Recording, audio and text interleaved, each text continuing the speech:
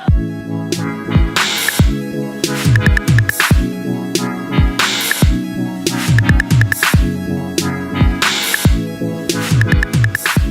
à tous, c'est Manu pour RCF1.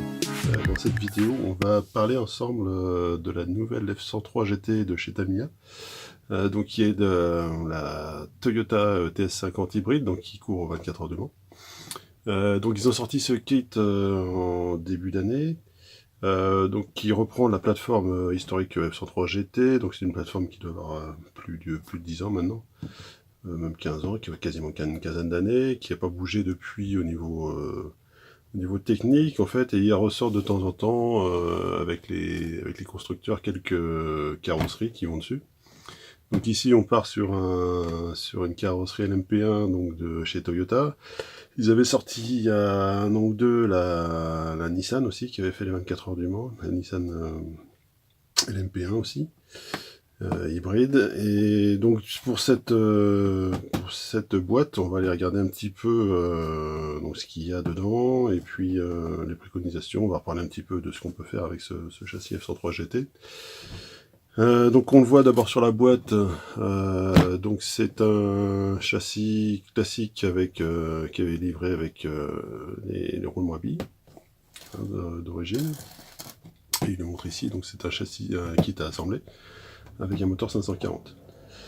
Ok, donc dans le kit, on va regarder un petit peu ça, on va pas retrouver tout ça, donc on va retrouver bien sûr le châssis à monter, la carreau, les pneus et tout ça, mais on n'aura pas le variateur, ni le servo, ni les récepteurs, donc en fait on aura juste, ni la batterie d'ailleurs, on aura juste le moteur en électronique dans le kit, avec un 540 classique, il n'y a rien de très performant, mais enfin ça suffit assez pour ce genre de voiture. Comme c'est une voiture qui est très légère, on arrive autour du kilo une fois monté. Donc le 540 s'en sort pas mal. On va faire un petit tour de la boîte. Donc de ce côté-là, pas grand-chose. Ce qui va nous intéresser nous, de l'autre côté, donc ce sont les pièces options qui seront disponibles pour cette F103 GT. Donc on va retrouver comme d'habitude le Tamiya TRF, donc ils vendus séparément, c'est une option.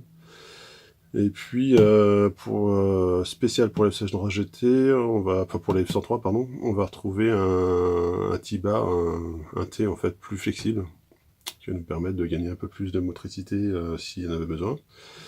À noter donc ce produit donc est certifié, vendu en France, donc qui est distribué par T2M. Donc faites attention si vous souhaitez l'importer de magasins étrangers. Ça peut être considéré comme la contrefaçon, et vous pouvez vous retrouver à avoir le produit détruit. Seuls les produits Tamiya certifiés sont autorisés en vente sur le territoire français, donc faites gaffe à ça. Et puis donc comme il le préconise sur la note, donc il vous faudra bien sûr radio, récepteur, servo, batterie et chargeur pour faire rouler tout ça. Un petit laïus collé par T2M, donc voiture radiocommandée assemblée, chaîne 1/10 avec moteur électrique, carrosserie et notice en français incluse, donc ça c'est pas mal. Et puis âge minimum recommandé 14 ans. C'est vrai que c'est pas des châssis qui sont hyper faciles à conduire, donc enfin hyper facile, c'est pas non plus hyper compliqué, hein. Mais bon, ouais, faut déjà une petite expérience de la voiture radiocommandée, je dirais, pour conduire ça. Faut pas commencer avec ça. On va regarder maintenant ce qu'il y a à l'intérieur de la boîte. Donc moi j'avais déjà ouvert pour regarder un petit peu. Donc ce qui va faire la spécificité pardon, bien sûr de cette version, ça va être sa carrosserie. Donc on va regarder un petit peu ce qu'on a au niveau électronique. Donc on a un axe acier, on va retrouver ça, le 540 dont je vous parlais. Ce servant en plastique, on va retrouver des cales de hauteur de caisse. Ce qui est assez important, puisqu'on va pouvoir, sur cette version, sur la F103 GT, la spécificité en fait c'est d'avoir on va le voir ici, c'est d'avoir des jantes avec des hexagones de 12, donc classique touring. Donc on va pouvoir mettre toutes sortes de pneus, on va pouvoir mettre des pneus de DTM, on va pouvoir mettre des pneus de mousse par exemple de 200 mm thermique, on va pouvoir mettre des pneus qui sont dans le kit, bien sûr Tamiya, avec des belles jantes en production. Donc il y a de quoi vraiment se faire plaisir, et pour rouler, et pour l'étagère, on va dire, et pour la présentation. Les deux sont pas mal. Donc on revient un petit peu au kit là. Regarde les vitesses. Donc on a tous les plastiques de support de cerveau, le diff complet là, à l'arrière. On va retrouver quelques outils, des clés, toute la visserie. L'amortisseur central, il faut savoir que l'amortisseur central c'est un amortisseur à friction à l'origine dans le kit. C'est pas un amortisseur hydraulique, moi je changerai sûrement pour un petit amortisseur hydraulique. On va retrouver des roulements à billes, des plateaux pour diff. Pas mal de choses de ce côté-là. Donc je vous l'ai dit tout à l'heure, les hexagones de 12 pour ces jantes. Donc des jantes reproduction hein, qui ressemblent aux jantes de la voiture à l'échelle 1. LMP. La carreau, donc là c'est pareil, c'est une carreau qui sera en plusieurs éléments. Hop, je vais essayer de vous la montrer un petit peu. Donc vous voyez, il y a pas mal de découpes à faire hein, sur cette carreau. Il y a des morceaux qui viendront se rajouter ici pour le train avant. Et pareil pour l'arrière, hein, pour les longs. Donc, alors ce sont des carreaux qui sont pas extrêmement fragiles, mais comme les carreaux, toutes les carreaux en fait qui ont beaucoup de détails, ça risque de casser en fait sur les points, sur les angles en fait. Donc si vous roulez avec ce genre de carreaux, ce que je vous conseille moi c'est d'en acheter une en kit à côté, si vous voulez la refaire propre pour l'étagère. Et puis d'en garder juste une pour rouler, ou même pouvoir trouver dans d'autres constructeurs, on va pouvoir par exemple utiliser les carreaux LMP qui sont vendus par WRC par exemple, ou J-Concept. Donc c'est joli à regarder, c'est vrai que ça fait une voiture qui est extrêmement rallye sur la piste, mais bon elles sont un petit peu fragiles, surtout au niveau de l'aileron. Hein. C'est un aileron Lexan, dès que ça se retourne, vraiment vous risquez de la casser. Donc faire attention à ça. Un petit point sur ici, un petit point sur la peinture, on regardera en fait sur la carrosserie peut paraître assez complexe à peindre, et en fait on va regarder qu'il y a beaucoup d'autocollants en fait sur cette carreau, donc c'est pas si compliqué que ça à peindre, même pour des peintres assez moyens, on peut s'en tirer honnêtement. Le châssis moteur donc en plastique, hein, il y a des options à lui qui existent aussi pour F103 qu'on peut trouver. Les pots de carrosserie, on va retrouver les supports de batterie. Là on retrouve le amortisseur central, ou comme je vous l'ai dit tout à l'heure, à friction. Les supports de batterie, les supports de platine. On va retrouver pneus et mousse hein, dans le kit, donc ce sont des pneus slick, assez tendres, donc ils vont s'user assez vite, hein, d'après les retours que j'en ai eu. Mais bon, ça permet de rouler sereinement. Hein. Moi ce que je conseille toujours c'est d'avoir du pneu à côté, soit du pneu touré, soit du pneu mousse. Pour rouler en extérieur c'est pas mal, hein. Ça reste réaliste. Et puis ça fait des voitures qui sont vachement plus simples à conduire. Notamment les mousses pour 200 mm, on part avec un petit peu plus de temps derrière, par exemple 35 derrière, 40 devant, quelque chose comme ça. Et c'est vraiment pas mal. Donc ça c'est joli, ça marche bien, mais ça va s'user assez vite, c'est assez tendre. Donc on vous dirait en test combien de temps ça dure, est-ce que ça peut valoir.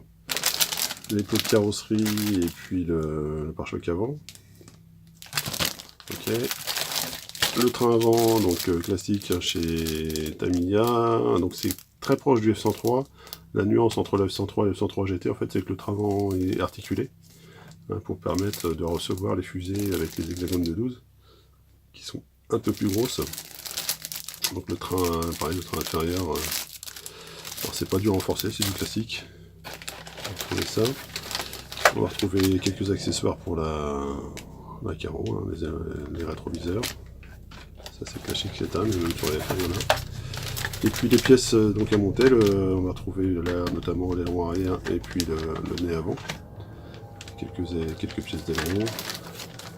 On va retrouver les phares aussi, ici. Donc les phares pareil à peindre séparément et à coller à l'intérieur. Ça c'est pas mal. Les pièces donc de châssis, donc c'est du FRP, hein, c'est pas du carbone. Donc FRP c'est de la fibre renforcée, enfin c'est de la fibre renforcée quoi. Donc fibre de verre. Donc la platine spécifique pour F103 GT et puis le châssis un peu plus large, hein, pour recevoir le cerveau à plat. Sinon le T, ils sont identiques, hein, sur F103 et F103 GT c'est les mêmes. Donc ça c'est cool. La petite notice pour, je pense que c'est pour la peinture de la carreau, on va vérifier. Non, pas du tout, c'est des informations importantes concernant ce kit. Et voilà, là on va retrouver la planche d'autocollant. Donc l'autocollant, comme je vous disais, où il y a beaucoup de, de couleurs, toutes les couleurs en noir et bleu et rouge. En fait, c'est que des autocollants. La carrosserie, on pourra la peindre comme blanc, je pense. On va voir ça d'ailleurs sur la notice. Hop. Donc qu'est-ce qu'il préconise comme peinture? Tchoc, tchoc, tchoc. Donc il me parle des trous, des couvertures. Est-ce qu'on voit les références des peintures? C'est pas mal ce qu'il me mettait. Voilà, donc il demande du PS5 black et du PS1 blanc. Et c'est tout. Donc effectivement, c'est pas très compliqué. Il y a un petit peu de partie en noir, un petit peu de partie en blanc. Rien de bien compliqué. Après, le gros boulot en fait sur les Tamiya, comme ça va être de poser des stickers, puisqu'il doit y avoir une soixantaine de stickers, ouais, facile. Donc, bon, prenez le temps, hein, ça se fait bien. Là-dessus, il n'y a pas trop de soucis. Puis les feux. Et puis, on va terminer par le manuel. Donc, l'avantage, en fait, chez Tam, c'est qu'on a toujours le manuel français-anglais. Enfin, français, japonais, anglais. Donc, on a toujours les trois langues, ça c'est top.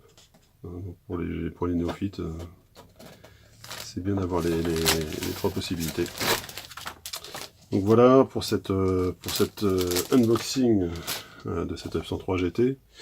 Il va y avoir beaucoup de surprises, hein. On va faire une petite vidéo de montage après qui devrait bien se passer. Je mettrai moi peut-être quelques options, je ne sais pas encore si je la passe en brushless ou pas, ou si on essaye déjà de voir ce que ça donne avec le 540 de base. On testera ça un petit peu plus tard. Moi en tout cas on va s'arrêter là pour cette vidéo.